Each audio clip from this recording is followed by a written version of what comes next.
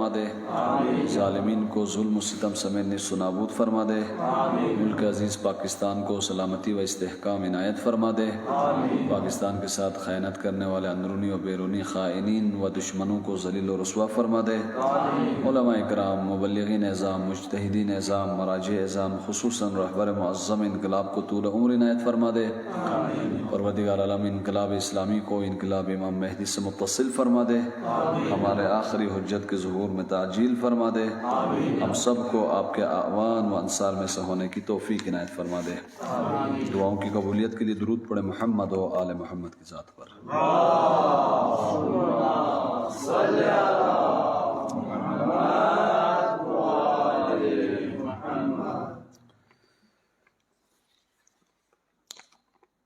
مختصر ان مجالس میں آپ کی خدمت میں کچھ عرائض پیش کرنے کی کوشش کروں گا۔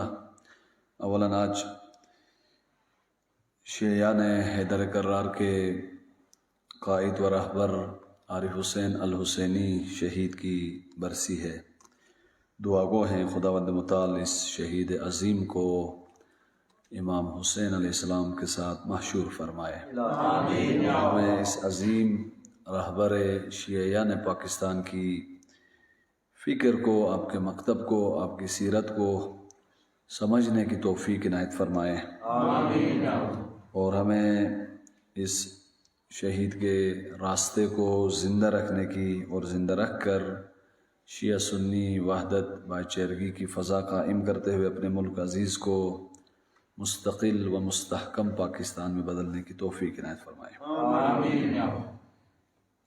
کل کی مجلس میں ایک حدیث حضرت زہرا سلام اللہ علیہا کی ذکر کی، آپ سے سوال ہوا کہ کیوں رسول اکرم نے، جب رسول اکرم نے امیر المؤمنین کو امام کے طور پر پیش کیا غدیر میں، تو امیر المؤمنین کا حق کیوں نہیں دیا گیا؟ پھر راوی نے پوچھا، راوی عامر، یا زہرا امیر المؤمنین نے اپنا حق کیوں نہیں لیا؟ جواب میں آپ نے فرمایا، امام کی مثال کعبے کی ہے، اور کعبہ چل کے لوگوں کے پاس نہیں آتا، بلکہ لوگوں کا فریضہ ہے وہ اپنی تیاری پیدا کر کے کعبے تک پہنچ جائیں، اور امام نے اپنا حق نہیں لینا۔ یہ عوام امت کا فریضہ ہے کہ وہ امام کے حق اگر غصب ہوا ہے تو لے لیں، اور اللہ نے امام کو امام بنایا ہے، اب امام کا کام اجرا ہے، اس اللہ کے قانون و نظام کو نافذ کرنا ہے، اور امام کا حق دلانا یہ امت کا فریضہ ہے، جو اس حدیث میں حضرت زہرا فرماتی ہیں۔ اور پھر آپ فرماتی ہیں امام کی مثال کعبے کی ہے، تُؤْتَى وَلَا تَأْتَى، لوگ کعبے کے گرد طواف کرتے ہیں، چکر کاٹتے ہیں، نہ کعبہ لوگوں کے گرد طواف و چکر کاٹتا ہے۔ یعنی زندگی کا محور و مدار، آپ کی زندگی چلانے کا محور و مدار، خواہ جوانی کی صورت میں ہو، گھریلو کاروبار، تعلیم، سیاست کی صورت میں ہو، اس کا معیار و میلاک رہبر و امام ہوتا ہے۔ امام زندگی کی محوری و مرکزی ترین شخصیت ہو۔ اس حدیث کا خلاصہ یہ ہوا، امام کی امامت کے لیے ہم امت کا فریضہ ہے تیاری کر لیں، یہ نہیں کہ امام آئیں گے سارے کام امام کریں گے، نہ، یہ فکر غلط ہے، بلکہ امام اگر پردے غیبت میں ہے آج، اس امام کو پردے غیبت سے باہر لانے کے لیے ہم نے اپنا کردار ادا کرنا ہے، ہم نے دلوں کو، محلوں کو، علاقوں کو، مملکتوں کو تیار کرنا ہی ہمارا فریضہ ہے۔ امام کعبے کی مثال ہے، کعبے نے نہیں آنا، ہم نے اپنی صلاحیت ایجاد کر کے کعبے تک پہنچنا ہے۔ بس ظہور امام اور منتظرین کے فرائض بھی اس حدیث سے واضح ہو جاتے ہیں۔ انتظار ہاتھ پہ ہاتھ رکھ کے بیٹھنے کا نام نہیں ہے، انتظار انگلش ویٹنگ کہا جاتا ہے۔ انتظار یہ اس معنی میں امام کے انتظار نہیں، ویٹنگ۔ آپ کسی چوک میں ہیں، مثلا اسی سکردو میں علمدار چوک، کسی نے کہا 3 بجے آنا ہے، آپ 2:30 بجے پہنچے، اب آپ کیا کر رہے ہیں جناب؟ جی انتظار کر رہا ہوں۔ انتظار کا مطلب بیٹھا ہوا ہوں، ہاتھ پہ ہاتھ رکھ کے، میں نے تو کچھ نہیں کرنا، بس اس نے آنا ہے، میرے دوست نے ملاقات کرنی ہے۔ یہ ویٹنگ اور ہاتھ پہ ہاتھ رکھنے کو انتظار نہیں کہتے۔ دین نے انتظار الفرج افضل العبادہ، عمل، افضل ترین عبادت و عمل ہے انتظار، کچھ کرنے کا نام ہے، بیٹھ کے ہاتھ پہ ہاتھ رکھنے کا نام انتظار نہیں ہے۔ کیا کریں؟ اس حدیث میں حضرت زہرا نے ایک بہت گہرے مطالب بیان کیے ہیں، اور منتظرین کا فریضہ امام کی نسبت اور امام کے ساتھ امت کا کیسا رابطہ ہونا چاہیے، توقعات کیا ہونی چاہیے وہ بھی بتایا ہے۔ انتظار کا مطلب آئیں اٹھیں، سب سے پہلے اپنے آپ کو، میں نے پہلی مجلس میں عرض کیا، امام حسین دلوں کو شکار کرنے والے امام ہیں اور دلوں پہ دستک دیتے ہیں۔ آؤ اب میں اور آپ نے دلوں کے دروازے امام کے لیے کھولنے ہیں، نہ ہالی ووڈ اور شیطانوں کے لیے۔ اپنے دل کو امام کے لیے تیار کریں، اپنے گھر کو امام کے لیے تیار کریں، اور امام کی راہ میں جتنی رکاوٹیں ہیں ان رکاوٹوں کو برطرف کرنے کے لیے، ختم کرنے کے لیے ہم کردار ادا کریں۔ ایک رکاوٹ امام کی شناخت نہ ہونا، شناخت دے دیں، ایک خاتون اپنے اعتبار سے، ایک طالب علم اپنے اعتبار سے، ایک عالم دین اپنے اعتبار سے، مجھ جیسا طالب علم اپنے اعتبار سے شناخت خود حاصل کرے امام کی معرفت۔ امام کی معرفت سے مراد یہ نہیں کہ امام کا نام کیا تھا، والد کا نام کیا تھا، ماں کا کیا نام تھا، کہاں پیدا ہوا، یہ تو بنیادی چیزیں ہیں، واویلا ہے اگر یہ معلومات بھی نہ ہو تو۔ اس سے بڑھ کر امام کریں گے کیا، امام کس حکمت و کس فلسفی و فلسفے کے مطابق اللہ نے معین کیا ہے، یہ شناخت، ان سوالات کا جواب، اور امام نے آ کر کیا کرنا ہے، کون سی تبدیلی ایجاد کرنی، کن میدانوں میں تبدیلی ایجاد کرنی ہے، کس قسم کے افراد امام مہدی کے لشکر کے حصہ بنیں گے، سردار بنیں گے۔ یہ تمام کوالٹیز کو سمجھنا اور ان کوالٹیز کو اپنے اندر ایجاد کرنا، یہ انتظار ہے، یہ انتظار ہے۔ اور انتظار میں منتظرین کی دو صفات اہم ہیں، اہل علق و اہل عرق ہیں۔ علق و عرق، خون اور پسینہ۔ پسینہ علامت ہے، جسے آپ کہتے ہیں خون پسینے کی کمائی ہے۔ یہ حدیث میں ہے کہ مزدور کا پسینہ خشک ہونے سے پہلے اس کی مزدوری دے دو۔ ایک مومن نے کہا مزدوروں میں پسینہ ہی نہیں آتا، آج کل اتنے کمزور ہوئے ہیں تو ہم مزدوری کیوں دیں؟ نہیں دے دیں، بہرحال پھر بھی حق الناس ہے۔ پسینہ علامت ہے محنت کی، محنت کرنا، فعالیت، سستی نہیں، کاہلی نہیں، بیٹھ کے ٹائم ضائع کرنے والا منتظر نہیں، پسینہ بہانے والا منتظر ہے۔ امام کے مشن میں، امام کی راہ میں، امام کی تعلیمات کی پرچار میں، امام کے احکام کو عملی کرنے میں اتنا فعال، ایکٹیو، الرٹ، یعنی پسینہ بہائے، یعنی پسینہ بہانا یعنی بہت فعال ہے، بہت ایکٹیو ہے امام کے میدان میں۔ آج بہت سارے لوگ فعال ہیں، یہ ہالی ووڈ کے ایکٹر اینڈ ایکٹریسز دیکھیں، بہت فعال ہیں، بڑا پسینہ بہا رہے ہیں، لیکن فساد کے میدان میں۔ کرکٹر دیکھیں، بڑا پسینہ بہا رہے ہیں، یہ جو فٹ بالسٹ اور کرکٹر کو جو پسینہ آتا ہے ہمیں کہاں آتا ہے، لیکن وہ پسینہ کسی کام کا نہیں، وہ دنیا اور شہرت کمانے کے میدان میں ہے۔ وہ پسینہ مقدس ہے جو اللہ کی اطاعت کے میدان میں، امام کی نصرت کے میدان میں بہے، یہ پسینہ۔ پسینے کا مطلب منتظرین ہاتھ پہ ہاتھ رکھنے والے نہیں، امام کے مشن، امام کی ظہور کے لیے رکاوٹوں کو برطرف اور امام کے ظہور و استقبال کے لیے ملتوں کو تیار کرنے کے لیے فعال ہوں گے۔ آج ادھر ہیں، آج ادھر ہیں، ایکٹیو ہیں، ذہنوں کو تیار، نسلوں کو تیار، جوانوں کو تیار، اور ان کا رخ امام کی طرف، ان کی صلاحیتوں کا رخ، اس کی تعلیم کا رخ۔ آج نہیں ہے تعلیم کا رخ ڈگری کی طرف ہے، تعلیم کا رخ نوکری کی طرف ہے، تعلیم کا رخ معلومات کی طرف ہے۔ یہ بہت چھوٹا اور تعلیم کی توہین کرنے کے برابر فلسفہ ہے۔ تعلیم کا رخ معرفت بڑھانے کے لیے ہو، تعلیم کا رخ امام مہدی جیسی حقیقتوں کو کشف کرنے و سمجھنے کے لیے ہو۔ العلم نور، علم نور ہے، یہ نور، یہ لائٹ حقائق کو برملا کرتا ہے، روشن کرتا ہے۔ تعلیم کا نور خود شناسی کرائے، تعلیم کا نور اللہ جیسی حقیقت کی معرفت کروائے، تعلیم کا نور میں اور آپ کی صلاحیتیں اور صلاحیتوں کو کس میدان و کس امام کی اطاعت میں خرچ کرنا، یہ ہنر سکھائے۔ یہ ہے پسینہ بہانے والا۔ اور منتظر وہ قیمتی انسان ہے، وہ قیمتی شیعہ ہے، وہ کوالٹی کے شیعہ ہے۔ بات پسینے پہ نہیں، جب امام کا مشن بڑھانے کے لیے، امام کی تعلیمات کے نفاذ کے لیے، امام کی معرفت بڑھانے کے لیے پسینہ اور دوڑ دھوپ سے کام نہ چلے تو خون بہا کر لوگوں کو بیدار کرے، خون بہا کر امام کے مشن کے لیے لوگوں کو تیار کرے۔ عارف حسین الحسینی کی طرح پہلے انتھک رہے، ضیاء الحق کے دور میں پسینہ بہایا، محنت کی، زحمت کی، تکلیفیں برداشت کی۔ آج ایک گفتگو ہوئی ہے، آپ دیکھ سکتے ہیں شہید حسینی کے بارے میں کس فضا میں انہوں نے مقابلہ کیا۔ یہ پسینہ بہانا، بات جب پسینے سے مسئلہ حل نہ ہو تو خون بہانا، منتظر وہ جو اپنے خون دے کر بھی امام کے مشن کے لیے ذہنوں کو تیار کرتا ہے۔ عاشورائی بھی یہی تھے، پہلے خون پسینہ بہایا۔ حضرت عباس، حضرت علی اکبر نے محنت کی، زحمت کی امام کے مشن، امام کی دفاع کے لیے، اور جب بات آئی خون دینے کی سب سے پہلے خون دیا۔ شہدائے عاشورا منتظرین امام کے رول ماڈلز ہیں۔ خدا را جوانان عزیز، آج رول ماڈلز چرائے جا رہے ہیں، اسوے چرائے جا رہے ہیں، اور اگر اسوہ کسی فاسد ناپاک نفس امارہ کے اسیر کسی کیریکٹر کو، کسی کارٹون، کسی موبائل، کسی ڈرامے ٹی وی کے شخص کو آپ نے اسوہ بنایا تو پتہ ہے اسوہ کیا کرتا ہے؟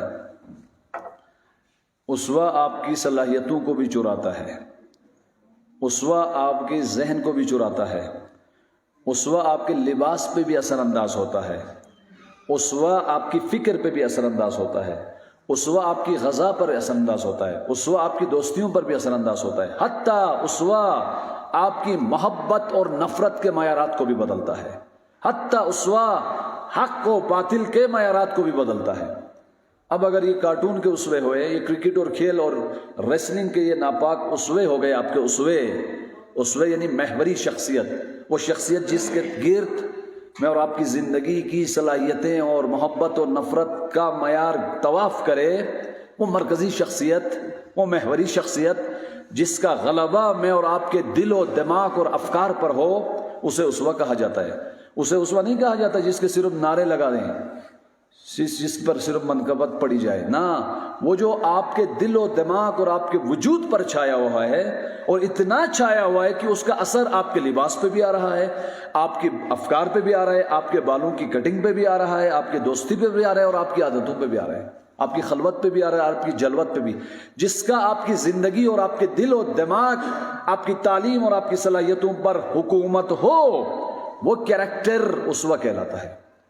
اب جنگ ہے اسووں کی، اور جو اپنے اسوے متعارف کرانے میں کامیاب ہوا، اگلی نسل اس مکتب کی ہے جس مکتب کے اسوے قبول کیے جائیں۔ اس حدیث میں حضرت زہرا یہ بھی فرما رہی ہیں، منتظرین کا کردار بھی بتا رہی ہیں، خون بہانے والے اور پسینہ بہانے والے سست عنصر منتظر نہیں ہے، لا تعلق عنصر منتظر نہیں ہے، جاہل عنصر منتظر نہیں ہے، بابصیر عنصر، امام کے میدان کو سمجھنے والا عنصر، امام کی شناخت حاصل کرنے والا عنصر منتظر ہے۔ اور اس اتنی شناخت ہے امام کی حقانیت پر، امام اس کی محوری شخصیت بنا ہے، امام کے معیارات کے گرد وہ طواف کرتا ہے، امام کے افکار، امام کی تعلیمات، امام کی اطاعت اس کے پورے وجود، اس کی زندگی پر حاکم و حکومت کرتی ہے۔ گویا اس نے اپنے پورے نفس کو، اپنی ہستی کو امام کے لیے وقف کیا ہے۔ عباس علمدار ایسے ہی تھے، حضرت زینب کبریٰ ایسی تھی، علی اکبر جوان تھے ایسے ہی تھے۔ رول ماڈل کی جنگ ہے آج، جس فکر کے رول ماڈلز جوانوں نے اپنا لیا، اگلا میدان ان کا ہے۔ اس حدیث میں ایک یہ بھی بتایا جا رہا ہے کہ امام کعبے کی مثال ہے، کعبے کے گرد طواف یعنی عاشقانہ طواف، امام کو اپنے دل کا کعبہ بنائیں، امام کو اپنی محبتوں کا کعبہ بنائیں، امام کو اپنی صلاحیتوں کا کعبہ بنائیں، اور اس کعبے کے گرد آپ کی صلاحیتیں طواف کریں، اس کعبے کے گرد آپ کی محبت طواف کرے، اس کعبے کے گرد آپ کے محبت و نفرت کا معیار بنے، آپ کی معرفت کا معیار بنے۔ امام محوری شخصیت ہو، امام مرکزی شخصیت ہو، امام کی حکومت، امام کا غلبہ آپ کے پورے وجود پر ہو، یہ منتظر ہے۔ اس نے کعبہ بنایا امام کو، بس اب یہ جیتا ہے، مرتا ہے، اٹھتا ہے، بیٹھتا ہے امام کی خاطر۔ اب آپ اس اعتبار سے حضرت عباس کو دیکھیں، ہم نے صرف حضرت عباس کے مصائب سنے ہیں، حضرت عباس کو اس اینگل سے نہیں دیکھا۔ عباس کی پوری آرزو، عباس کی مرکزی شخصیت، عباس علمدار کی محوری شخصیت، وہ شخصیت جس کی محبت و مقناطیسیت میں ذوب تھے، غرق تھے، عباس علمدار کے لیے حسین تھے امام، اور امام حسین کے گرد عباس کی صلاحیتیں، عباس کی پوری فعالیتیں طواف کرتی تھی۔ کعبہ عباس علمدار حسین تھے، حسین کی خوشنودی عباس کا معیار، حسین کی محبت و نفرت کا معیار عباس کی محبت و نفرت کا معیار تھا۔ عباس نے پوری زندگی ہستی حسین کے لیے فدا کی، قربان کی، اس لیے حسین کی راہ میں باوفا رہے، اس لیے حسین کی راہ میں پسینہ بھی بہایا، اس لیے حسین ابن علی کی راہ میں خون بھی دیا، اس لیے حسین ابن علی کی راہ میں اپنے جگر جسم کے ٹکڑے ٹکڑے کرائے، کیونکہ حسین اسوہ تھا عباس کا، اور عباس کا اسوہ حسین ہوا۔ اب حسین کے معیارات کے مطابق عباس کا لباس، عباس کی خوراک، عباس کی محبت، عباس کی دوستی، عباس کا اٹھنا بیٹھنا، عباس کی پوری زندگی حسین کے محور و مدار میں گھومتی ہے۔ عباس کی تمام ہستی کا کعبہ جس کے گرد عباس نے طواف کرنا ہے حسین ابن علی ہیں۔ یہ اسوہ آج پیش ہو، آج منتظرین کی زندگی کا اسوہ، محوری مرکزی شخصیت امام زمن ہو، اس مقام تک شناخت حاصل کی امام کی منتظر ہے، ورنہ رکاوٹ ہے، یہ شناخت نہ ہونا سب سے بڑی رکاوٹ ہے۔ آج اسووں کی جنگ ہے جوانان عزیز۔ امیر المومنین کی دو صفات ہیں، یہ دو صفات کی طرف ہم توجہ کریں۔ امیر المومنین ہماری نوجوان نسل کی محوری شخصیت بن سکتے، آئیڈیل شخصیت، رول ماڈل، مرکزی شخصیت۔ لیکن جس زمانے میں ہم، کتنا سخت زمانہ ہے، یہ دو امیر المومنین کی صفات کو چرایا گیا ہے اور کچھ کارٹونوں کو دیا جا رہا ہے۔ عرض کروں گا ابھی امیر المومنین کی دو صفت، ایک صفت یہ تھی مظلوم کی حمایت کر دے علی مرتضیٰ، اور وصیت نامے میں لکھا کونا خصما للظالم وعونا للمظلوم، میرے بیٹے امام حسن و امام حسین علیہ السلام، ظالم جس رنگ کا بھی ہو، اگر تیرے گھر کا بھی ہو خدا نخواستہ، تیرے محلے کا بھی کیوں نہ ہو، ظالم اس کے حامی نہیں بننا، اس سے نفرت۔ مظلوم کسی بھی علاقے کا، رنگ کا، نسل کا، مکتب کا، فرقے کا ہو، اس کا حامی بننا۔ اگر کل مظلوم دیکھے، کس سے توقع کرے مظلوم حمایت کی؟ علی کے ماننے والوں سے توقع کرے مظلوم کی، یہ میرے حامی ہوں گے۔ اور ظالم اگر کیلکولیٹ کرے میں قیام کروں گا، ظلم کروں گا، تو کون میرے خلاف اٹھے گا؟ حقیقی شیعہ وہ ہے کہ ظالم سمجھے کہ شیعہ میرے خلاف اٹھیں گے، میں ظالم ہوں۔ آج اس اعتبار سے دیکھیں دنیا کے نقشے کو، اسرائیل اور امریکہ کے لیے ان کی آنکھوں کا کانٹا کون ہے آج؟ ولی فقی امام خامنائی، حزب اللہ۔ اور آج فلسطین اور کشمیر کے مظلومین کا حامی کون ہے؟ شیعہ نے حیدر کرار۔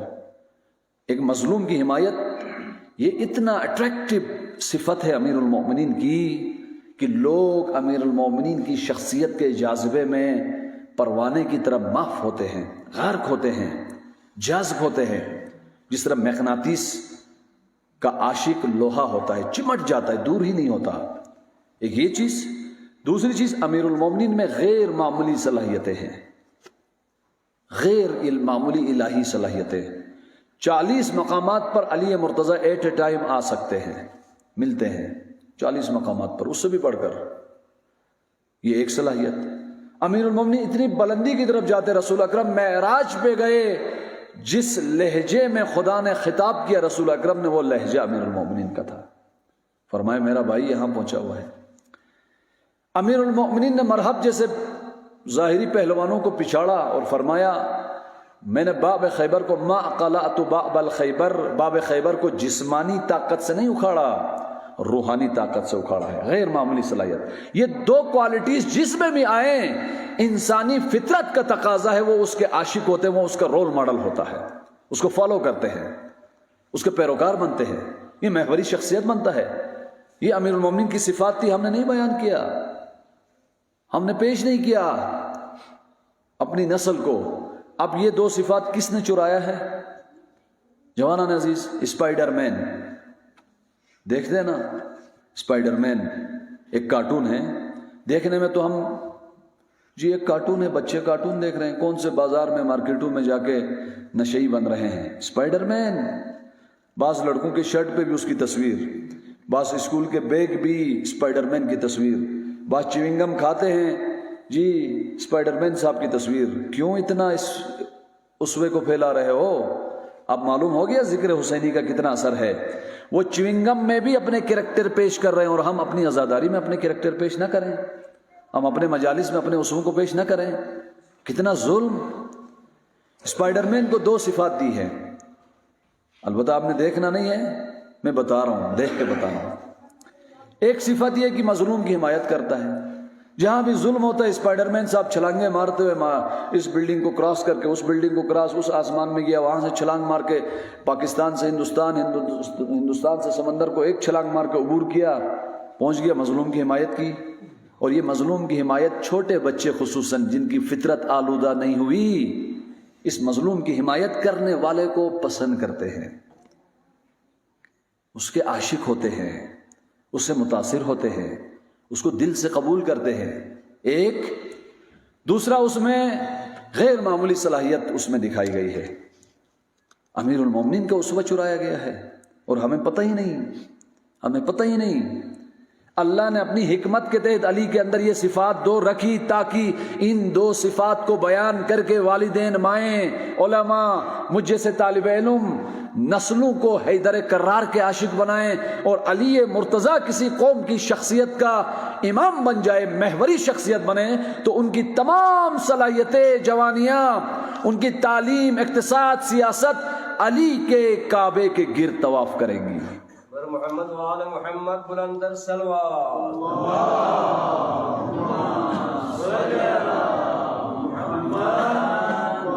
کیا اسپائڈر مین کو غیر معمولی صلاحیتیں دی، اس بلڈنگ سے چھلانگ مارتے اس بلڈنگ میں، پھر وہاں ایک مشکل حل کرتے، کوئی روڈ میں پھنسے ہوئے ہیں، وہ روڈ کراس کراتا ہے، پھر کچھ بچے بیمار ہیں انہیں دوائی دیتا ہے، ٹھیک کرتا ہے حال لگا کے، کچھ بھوکے ہیں ان کو کھانا کھلاتا ہے، اور بڑے دہشت گردوں کے گروپ آتے ہیں، پورے لشکر کو اکیلے پچھاڑ دیتا ہے۔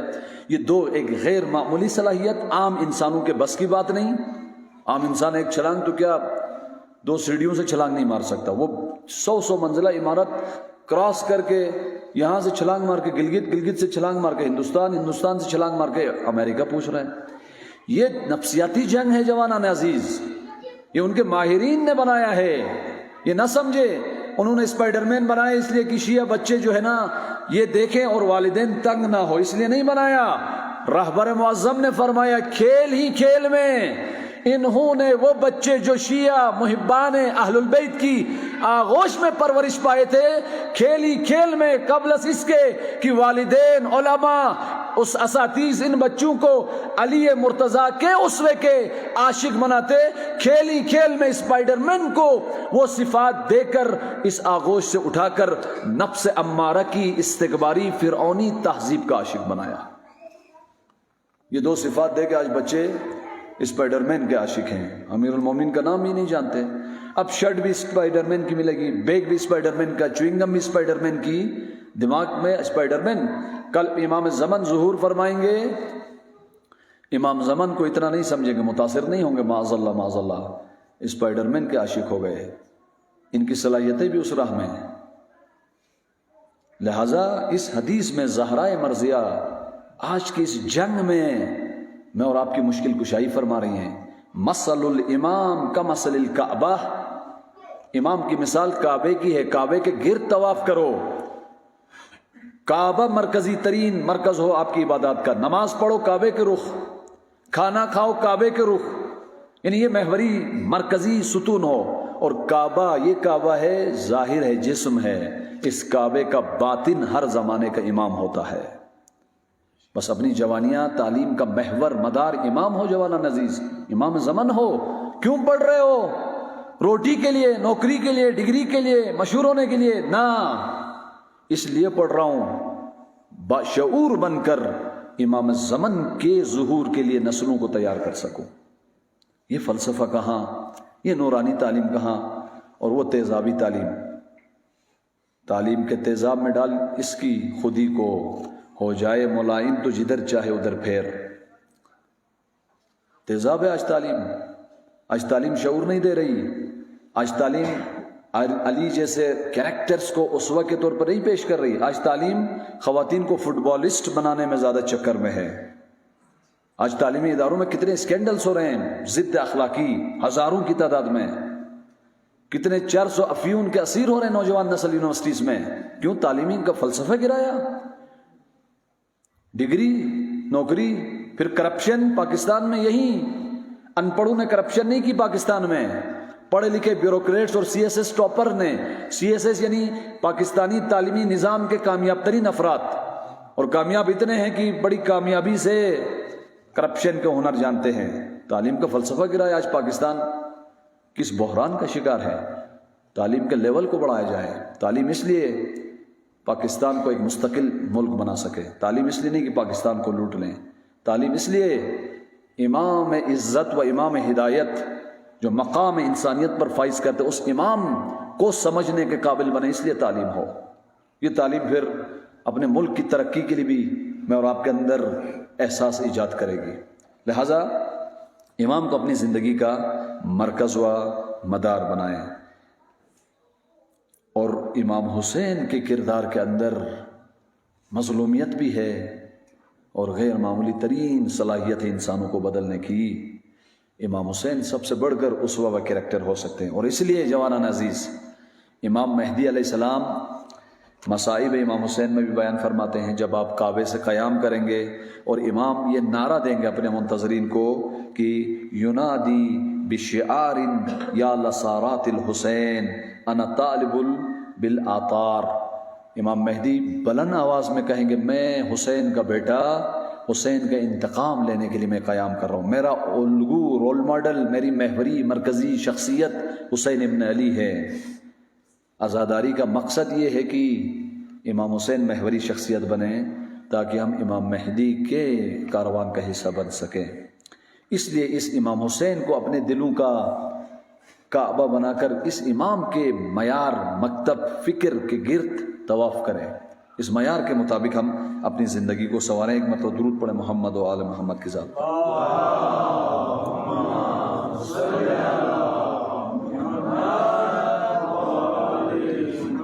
اب ہم امام کے لشکر کا حصہ بننا چاہتے ہیں. امام کو اپنی زندگی کا کعبہ و قبلہ و محوری و مرکزی ترین اہم امپورٹنٹ ترین شخصیت بنانا چاہتے ہیں. قرآن نے, اہل البیت نے لمبی لمبی باتیں نہیں کی تربیت کے لیے. ایک فارمولہ دیا, گولڈن فارمولہ, تربیتی گولڈن فارمولہ. یہ دیگر مجالس میں بتا چکا ہوں.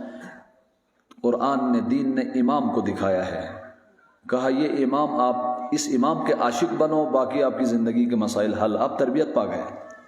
یہ حسین ہے, اس حسین کے عاشق بنو, عاشق حقیقی, اس امام کے فکر کے عاشق بنو, آپ کی تربیت ہو جائے گی. یہ امام آپ کا رول ماڈل بنے, پھر آپ کے افکار, آپ کی معرفت کا معیار, آپ کے معلومات کا معیار حسینی بن جائے گا. اب وہ کون سی رکاوٹیں ہیں جوانان عزیز جو ہمیں امام مہدی یا امام حسین کے اس کعبے کے قریب آنے سے روک رہی ہیں؟ بہت سارے عوامل ہیں. ایک طاغوتی حکومتوں کے خیانتیں, جیسے کارٹون کی صورت میں نسلوں کو دور کر رہے. دوسرا نفس امارہ. تیسرا بے معرفتی امام کی. امام کیا ہیں, کون ہے, کوئی رابطہ نہیں, کوئی شعور نہیں. اور چوتھی چیز گناہ. میں صرف گناہ کے حوالے سے بتاؤں گا. جوانان عزیز, گناہ بہت بڑی رکاوٹ ہے. اور امام حسین کی عزاداری میں علماء کرام نے آداب بتائے ہیں. آیت اللہ بہجت فرماتے ہیں آپ صرف گناہ چھوڑ دو جوان. گناہ گندگی ہے. جیسے آپ محلے کے کچرے کا ڈھیر ایک جگہ پہ پھینکتے ہیں اور اگر ہر روز نہ اٹھائے جائے تو کچرے کا انبار بنتا ہے اور اس کچرے میں نت نئے جراثیم آتے ہیں, اس کی بدبو پھیلتی ہے, وہ بیماریوں کا باعث بنتا ہے, پورے علاقے کو برباد کرتا ہے, فاسد کرتا ہے, پورے علاقے کی خوبصورتی کو خراب کرتا ہے. اسی طرح کچھ لوگوں نے اپنے نفس کو, دل کو, اپنے ذہن کو گناہوں کے کچرے کا ڈھیر بنایا ہے. یہ کارٹون دیکھتے ہیں ادھر کا کچرا آ رہا ہے, ٹی وی دیکھتے ہیں ادھر کا کچرا آ رہا ہے, مارکیٹ میں جاتے ہیں بے حیائی بدحجابی کا کچرا آ رہا ہے, جمع ہو رہا ہے ادھر, برے دوستوں کے ساتھ آ رہے ہیں منشیات اور غلط عادتوں کا کچرا. اور یہ کچرا اتنا آ رہا ہے, اتنا آ رہا ہے, انبار کچرے کا. اب یہ جوان اگر اس کچرے کے ڈھیر سے اپنے آپ کو نہ بچائے اور مسلسل یہ کچرا, مسلسل گناہ گناہ گناہ گناہ, معاذ اللہ معاذ اللہ, یہ تو کچرے کا ڈھیر, یہ ایک جوان کافی ہے پوری نسلوں کو ملیمیٹ کرنے کے لیے. یہ واقعہ میں نے عرض کیا ہے, بنی اسرائیل میں 2 سال تک بارش نہیں ہوئی, قحط کی وجہ سے بچے مرنے لگے, فصلیں تباہ. لوگوں نے بارش کی نماز پڑھی. حضرت موسیٰ نبی تھے, حضرت موسیٰ سے کہا پھر بھی بارش نہیں ہوئی، آپ کیسے نبی ہیں؟ نماز بھی پڑھ لی، کچھ ہوتے نا دین پہ اشکالات ایسے ہی مواقع پہ کرتے، اپنی طرف نہیں دیکھتے، کہتے جی نبی نے بھی نماز پڑھ لی، یہ سب جھوٹ ہے، دیکھ کہاں ہوئی بارش، اگر سچ ہوتا تو بارش ہوتی، بارش نہیں ہوئی۔ حضرت موسیٰ نے نماز پڑھائی، نماز استسقاء بارش کے لیے، پھر مناجات کی، خدایا کیا ماجرا ہے؟ کہا موسیٰ کل پھر ایک میدان میں جمع کرو بنی اسرائیل کو، ایک جوان کی وجہ سے یہ سب نعمتیں روکی جا رہی ہیں، ایک جوان گنہگار ہے، اس کی وجہ سے سزا پوری امت کو دی جا رہی ہے۔ ظاہر ہے اس جوان کو کیوں نہیں بدلا، اس کو امر بالمعروف کیوں نہیں کیا، اس کی تعلیم تربیت کا فریضہ تھا، والدین کا الگ، محلے کا الگ، نہیں کیا، سزا۔ سب کو اکٹھا کرو اور وہ جوان بھی آئے گا، اور اس دن میں نام بتاؤں گا موسیٰ، اس جوان کو کھڑا کرو اور رسوا کرو، اس کو بنی اسرائیل سے باہر نکال دو، پھر باران رحمت برسے گی۔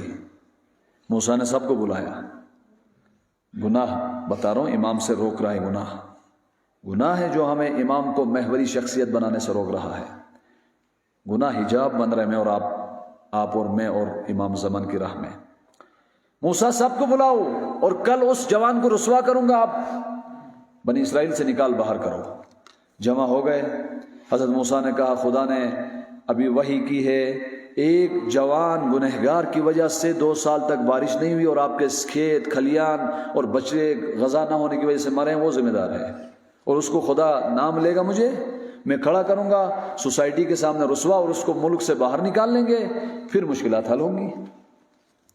یہ بات کی موسیٰ بیٹھے تھے، وہ جوان ادھر ہی تھا، اسے احساس ہوا وہ گناہوں کا کچرے کا ڈھیر تو میرے وجود میں ہے، جس نے اتنی بدبو پھیلائی، اتنی گندگی، پوری سوسائٹی متاثر ہو رہے ہیں، چھوٹے چھوٹے بچے متاثر ہو رہے ہیں، وہ بھوک سے مر رہے ہیں۔ مناجات کی اسی لمحے جوان، اسی لمحے مناجات کی، خدایا خدایا تو ستار العیوب ہے، تو غفار الذنوب ہے، آج تک گناہ کرتا رہا، تو نے مجھے رسوا نہیں کیا، اور اے خدا میں گناہ اس لیے نہیں کر رہا کہ میں کوئی بڑی شخصیت ہوں اور آپ کے مقابلے میں آ رہا ہوں، فرعونیت نہیں ہے، میں ضعیف ہوں، میں نفس امارہ کے اسیر ہوں، میں اپنے ضعف و کمزوری کی وجہ سے گناہ کر رہا ہوں، نہ فرعونیت کی وجہ سے۔ خدایا تو مجھے رسوا ہونے سے بچا لے، تو ستار العیوب ہے، تو غفار الذنوب ہے۔ مجھے احساس ہوا کتنا کچرا میرے وجود کے اندر جمع ہوا ہے، جو بدبو پورے علاقے کو متاثر کر رہی ہے، میں توبہ کرتا ہوں خدایا معاف کر لے۔ اتنے میں بارش ہوئی، اسی لمحے بارش برسی۔ لوگوں نے پھر شک کیا موسیٰ پر، یہ عجیب نبی ہے، جب دعا کرتے بارش نہیں ہوتی، ابھی تو کہا تھا اللہ اس جوان کو کھڑا کرے گا، رسوا کرے گا، ابھی کچھ ہوا ہی نہیں اور بارش ہوئی ہے، شک تو ہوگا نا۔ پھر ادھر سے دشمن بھی پروپیگنڈا کرے تو کتنا ہوگا۔ حضرت موسیٰ بھی پریشان ہوئی، کیا معاملہ ہے؟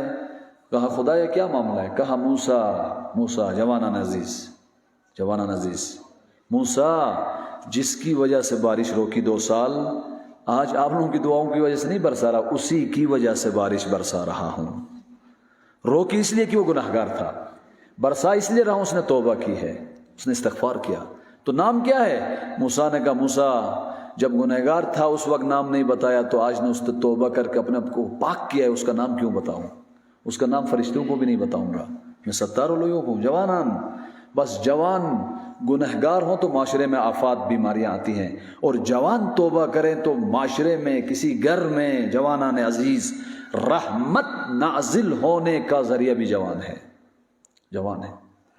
رکاوٹیں گناہ ہیں۔ اب گناہ کو بہت سارے ناموں سے پکارا ہے۔ ایک نام ہے گناہ کو سکین کہا ہے، چاقو۔ گناہ کیا ہے؟ امام صادق علیہ السلام نے فرمایا چاقو، تیز دھار چاقو۔ چاقو کسی طالبان کے ہاتھ میں آئے تو کیا کرتا ہے؟ وہ کسی شیعہ مجمع میں خصوصاً آئے، اس چاقو سے زخمی کرے گا، ذبح کرے گا، مارے گا، کاٹے گا، تخریب، تباہی۔ گناہ وہ چاقو ہے طالبان کے ہاتھ میں آیا ہوا، وہ گناہ خانہ محرم کی طرف بڑھنے والی ناپاک نگاہوں کا گناہ، منشیات کا گناہ، بدعملی کا گناہ، تعصبات کا گناہ، سستی کا گناہ، دینداری کی معرفت نہ ہونے کا گناہ، ان کارٹونوں کی گناہ۔ یہ گناہ وہ چاقو ہے جو بچوں کی پاکیزہ فطرت کے سر کو قلم کر رہا ہے۔ حیا کے سر کو قلم کر رہا ہے، امام زمان کی محبت کے سر کو قلم کر رہا ہے، چاقو زخمی کر رہا ہے. اور زخمی لوگ امام کے کیا نصرت کریں گے؟ ان کو تو آئی سی یو میں ہونا چاہیے. روحانی روح کو زخمی کر رہے چاقو. اور یہ زخمی روحانی طور پر زخمی لوگ خود درد ہیں، نہ درد کا علاج و درمان ہے. ایک نام گناہ کا اسم کہتے ہیں اس جانور کو، ہم سب دیہاتی علاقے کے ہیں، ریوڑ کہا جاتا ہے نا، جانوروں کا پورا مجمع. بلتی میں کیا کہتے ہیں ریوڑ کو؟ جانور سب لے جاتے، چرواہا لے کے جاتے ہیں جی، نورس. ہاں نورس. نورس میں کیا ہوتا تھا؟ ریوڑ میں بعض جانور یا کوئی بیماری کی وجہ سے یا ٹانگ ٹوٹنے کی وجہ سے وہ نورس اور ریوڑ کے ساتھ ساتھ نہیں چلتے تھے، پیچھے الگ رہتے تھے. اور پیچھے الگ رہنے کی وجہ سے چرواہے کی نگاہوں سے بھی بچ جاتے تھے اور وہ آ کے کوئی بیڑیا کھا جاتا تھا. اس کو کہتے تھے حیوان عاصم. وہ حیوان جو ریوڑ سے پیچھے رہ جائے مرض کی وجہ سے، بیماری کی وجہ سے، یا پیٹ پھولا ہے، کیڑے آ گئے، یا ٹانگ ٹوٹی ہے، اس کو کہتے ہیں عاصم. گناہ کو بھی اسی عاصم سے کہا جاتا ہے. عصم اسی سے لیا ہے، یعنی گناہ وہ بیماری، وہ مرض، وہ رکاوٹ، وہ کانٹا، وہ رسی ہے جو امت صراط مستقیم کی طرف امام کو محور بنا کر، اپنے دل کا کعبہ بنا کر امام کی اطاعت میں جو امت صراط مستقیم میں نجات کا راستہ طے کر رہی ہے، یہ بیماریاں کچھ لوگوں کو لگ کر، گناہ کی بیماری لگ کر، وہ اس کاروان صراط مستقیم و نجات کے کاروان سے پیچھے رہ جاتے ہیں. پھر ہالی ووڈ اور بالی ووڈ کے درندے آ کر اس کو لوٹ لیتے ہیں، اسے نابود کر لیتے ہیں، اسے بے خاصیت بناتے ہیں. لہٰذا بعض گناہ ہیں جو شبہات کا باعث بن رہے ہیں. جوان عزیز، ایک جوان نے ولایت فقیہ پہ اشکال کیا تو ہمارے استاد نے جواب نہیں دیا ولایت فقیہ کے اشکال کا. کہا بیٹا بتاؤ اپنے ماں باپ کے ساتھ تعلقات کیسے ہیں آپ کے؟ کہا ماں باپ کے ساتھ تعلقات خراب ہیں، صرف سوشل میڈیا میں ہی ماں باپ کا دن مناتا ہوں، باقی گھر میں کبھی گلاس اٹھا کے بھی ماں باپ کو نہیں دیا. کہا یہ جو ماں باپ کے ساتھ آپ کے تعلقات خراب ہیں، ماں باپ کی اطاعت نہیں کر رہے ہو، یہ گناہ خدا کی نسبت آپ کا ذہن خراب کر رہا ہے، امام کی نسبت آپ کا ذہن خراب کر رہا ہے. یہ گناہ شبہ بن گیا ہے، یہ گناہ سیکولرزم بن گیا ہے، یہ گناہ تجھے ملحد کر رہا ہے، یہ گناہ تجھے دین سے دور کر رہا ہے، یہ گناہ تجھے عبادات سے دور کر رہا ہے، یہ گناہ تجھے دینی مراکز سے دور کر رہا ہے. بس گناہ چھوڑ دو، آپ کے شبہات کا جواب اسی وقت مل جائے گا. یہ گناہ ہمیں امام زمان سے دور کر رہا ہے. لہٰذا یہ ایک رکاوٹ ہے جو باعث بنتی ہے کہ قومیں، نسلیں امام زمان سے دور ہوتی ہیں. لہٰذا امام کو ہم اپنی زندگی کا کعبہ بنائیں، قبلہ بنائیں، اور ہماری مشکلات حل ہوں گی. مثلا حضرت زینب کبریٰ، اس ہستی میں کیا کوالٹی ہے؟ اور زینب کبریٰ کا مقام بعض علماء نے کہا ہے مل زینب وما ادراک مل زینب. زینب کون ہے اور تمہیں کیا خبر زینب کی کیا معرفت؟ 4 خواتین بزرگ کائنات کی روایات کے مطابق، ایک ہیں فرعون کی زوجہ، ایک جناب مریم، ایک حضرت ختیجہ اور ایک حضرت فاطمۃ الزہرا سلام اللہ علیہا. یہ بزرگ خواتین کائنات کی افضل ترین خواتین ہیں. اب حضرت زینب کے کیا مقام ہے؟ ان 4 میں سے کس کیٹیگری کی ہیں؟ حضرت آسیہ فرعون کی زوجہ، ان کا تذکرہ سورہ تحریم آیت نمبر 10 اور 11 میں ملتا ہے. 10 اور 11 میں اس نے حضرت موسیٰ پہ ایمان لایا. یہ کون عورت ہیں؟ میری مائیں بہنیں سن لیں، آج ہم بلتستان سرزمین اہل بیت میں رہ کر اپنے حجاب کی حفاظت نہیں کر پا رہے ہیں، برے مارکیٹوں کو برائیوں سے نہیں بچا رہے ہیں.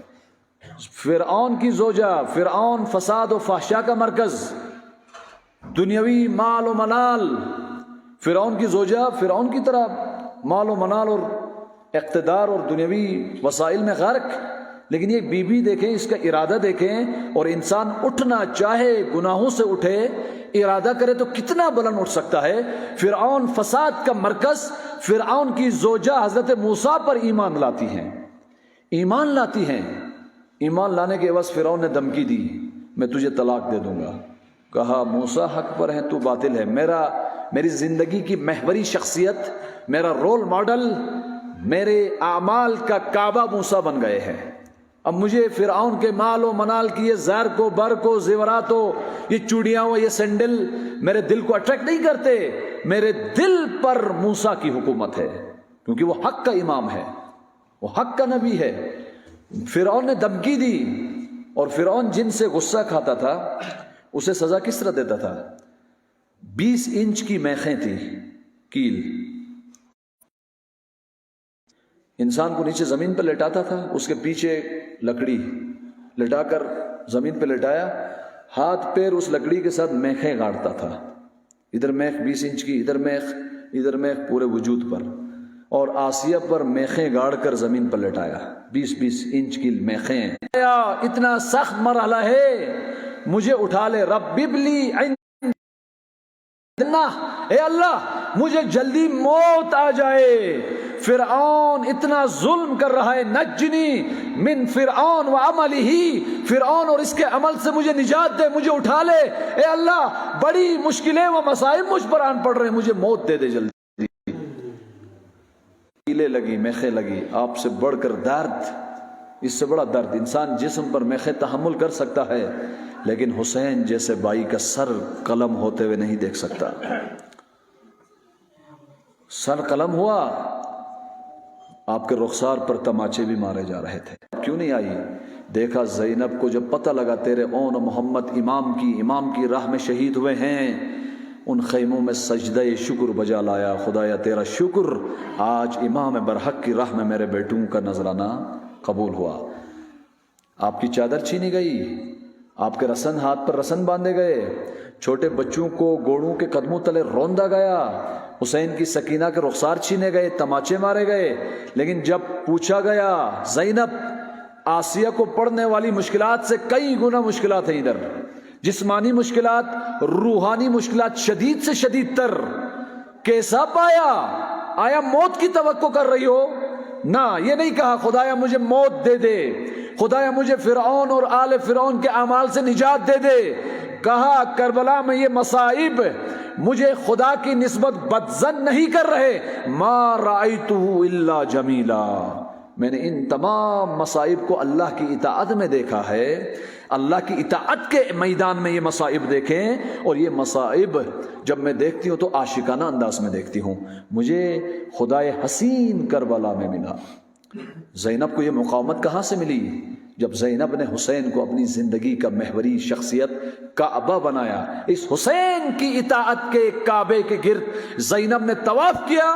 زینب کی صلاحیتیں، زینب کی بھوک، زینب کی اولاد، زینب کا بولنا، زینب کا اٹھنا، زینب کی ہجرت، سب امام کی نصرت کے میدان میں خرچ ہوئی. اگر حسین و امام زمان رول ماڈل ہو ہمارا، ہم بھی زینب کبریٰ کی مقاومت کا، وفا کا، اطاعت کا علم بن سکتے ہیں. آج ایمہ کو رول ماڈل بنائے جوانان عزیز، پھر کوئی بدحجاب خاتون ہماری خواتین کو متاثر نہیں کر سکتا. آج علی اکبر کو رول ماڈل بنائے جوانان، کوئی منشیات کا اسیر بد کردار جوان آپ کو اٹریکٹ نہیں کر سکتا. لیکن ہم نے ان شخصیات کو صرف مصائب کی حد تک اکتفا کیا، رول ماڈل نہیں بنایا. کعبہ بنائے اپنی زندگی کا اور ان کے گرد طواف کریں، ان کے عاشق بن جائیں، پروانوار ان کی اطاعت کے عاشق بن جائے، عاشقانہ اطاعت. پھر دیکھیں کتنا اٹھاتے ہیں، پھر دیکھیں کتنا بلند کرتے ہیں، پھر دیکھیں کتنا ارتقا دیتے ہیں. لیکن اگر عاشقوں کے بجائے مفاد پرست مل جائیں تو کتنا ظلم کرتے ہیں مفاد پرست. امام حسین علیہ السلام نے پرانا لباس مانگ کر اس کو جگہ جگہ سے پھاڑنا شروع کیا. زینب کبریٰ نے پوچھا بھیا کیوں پھاڑ رہے ہو؟ کہا بہن زینب مجھے مارنے کے بعد یہ مفاد پرست لوگ میرے لباس کو لوٹ لیں گے اور میں نہیں پسند کرتا. جوانان عزیز، آج ہم امام کی ماتمداری ننگے ہو کر کرتے ہیں، اور مصائب میں دیکھیں امام فرماتے ہیں میں پسند نہیں کرتا موت کے بعد بھی میرا جسم ننگا ہو. کیسے امام کے عزادار ننگے ہوتے ہیں؟ یہ قابل قبول چیز نہیں ہے. قمیص پہن کے ماتم کریں. میں پسند نہیں کرتا موت کے بعد ننگا ہوں. اور امام نے پرانا لباس اندر پہنا، نیا لباس باہر. کیوں مولا نیا لباس؟ کل کو کوئی دشمن مجھے لوٹنے آنا چاہتا ہے، وہ لوٹ لے، وہ بھی خالی ہاتھ نہ جائے۔ سخی حسین اس دشمن کو بھی دے رہے ہیں، میں نیا لباس پہن رہا ہوں، قیمتی لباس اوپر، پرانا لباس نیچے، کوئی لوٹنے کی غرض سے آئے، خود غرض۔ حسین اتنا کریم ہے، اس دشمن کو بھی خالی ہاتھ نہیں بھیجتا۔ اے مولا، ہم تو آپ کے اکبر پہ رونے والے ہیں، ہم تو آپ کی سکینہ کے تماچوں پہ رونے والے ہیں، ایسا نہ ہو ہم گناہوں کی وجہ سے خالی ہاتھ لوٹے۔ اے مولا نظر کرم ذرا ہم پہ بھی کریں، اے کریم مولا ذرا ہماری جوانیوں پر بھی نظر کرم کریں اور ہمیں بھی زمانے کے امام کے عاشق بنا دیں۔ آج عزادارو، محرم الحرام کی 13 محرم کو شہداء کو دفن کیا گیا ہے۔ بہت ساری روایات ہیں۔ ایک روایت کے مطابق بنی اسد کی خواتین یا مردوں نے دفن کیا، لیکن جو معروف روایت علماء کرام نے بیان کیا ہے کہ جس طرح امام رضا علیہ السلام کو معجزے سے آپ کے بیٹے نے آ کر امام جواد علیہ السلام نے دفن کیا تھا، بالکل اسی طرح امام سجاد ظاہراً بیمار اور اسیر تھے کوفے میں، وہاں سے معجزے کی طاقت سے امامت کو جو کرامت کی طاقت ملتی ہے آئے، تو کچھ بنی اسد کی خواتین و مرد چند بیلچے لے کر کربلا کی تپتی ریت پر چند لاشوں کو دفنا رہے تھے، لیکن وہ پریشان تھے کس لاش کو کہاں دفنائیں۔ کسی ایک لاش کا بھی سر سالم نہیں تھا، سب کا سر کاٹا گیا تھا۔ اب انہیں نہیں معلوم یہ کس کا لاش ہے، اکبر کا ہے، عباس کا ہے، قاسم کا ہے، حسین ابن علی کا ہے۔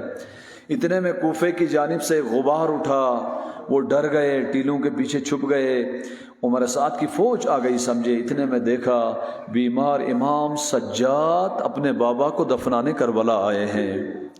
امام گلے ملے ان سے، زار و قطار روئے، انہوں نے تعزیت کی، اے مولا تعزیت پیش کرتے ہیں، آپ کے بابا کا لاشا بے گور و کفن ہے۔ ارے افراد نے اپنے اپنے افراد کو دفنایا ہے، حر کو دفنایا ہے، اور نہیں دفنایا ہے تو لخت جگر زہرا حسین کا لاشا بے گور و کفن پڑا ہوا ہے۔ رونے کے بعد مولا حسین نے انہیں ایک ایک کر کے بتایا، مولا آپ کو کیسے پتہ لگا یہ اکبر کا جنازہ ہے، سر تو نہیں ہے؟ کہا جس کے سینے پہ برچی لگی ہے وہ سینہ میرے بھائی اکبر کا ہے، یہ اکبر کا جنازہ ہے، یہ امام حسین کے پہلوؤں میں دفنایا جائے۔ اور اس کے بعد تمام شہداء کو امام کو دفنایا گیا، اور تمام شہداء کو امام کے قریب دفنایا گیا۔ 2 لاشیں ایسی تھی عزادارو جن کو حسین امام سجاد اس لاشے کو اٹھا ہی نہیں سکے، بلکہ ان لاشوں کے ٹکڑوں کو اٹھایا، ٹکڑوں کو کسی لباس میں اٹھا کر، کفن میں لباس میں ڈال کر ان ٹکڑوں کو اٹھایا۔ ایک لاشا حسین کا اور دوسرا لاشا عباس سے علمدار کا۔ کیوں عزادارو؟ عباس کے لاشے کو شہید کرنے کے بعد ان لعینوں نے، جس طرح میں معذرت چاہتا ہوں، جس طرح ایک قصاب ٹکڑے کرتا ہے، عباس کے لاشے کے ٹکڑے کیے گئے تھے، ان ٹکڑوں کو جمع کر کے سید السجاد نے دفنایا۔ اے میرے باوفا چچا عباس، آپ پر درود و سلام ہو، آپ نے وفا کا حق ادا کیا، آپ نے اپنے پوری ہستی کو اپنے وجود کے ٹکڑے کرا کر نہر القمہ میں سو گئے۔ اتنے میں اپنے بابا کے لاش کے ٹکڑوں کو اکٹھا کر کے دفنایا۔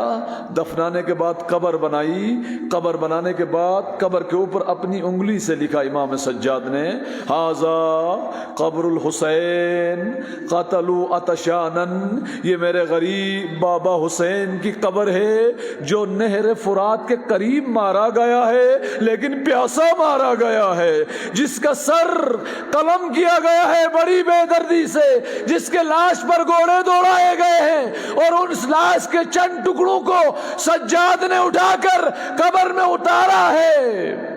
اللہ لعنت اللہ علی القوم الظالمین، فسیعلم الذین ظلموا ای منقلب ینقلبون۔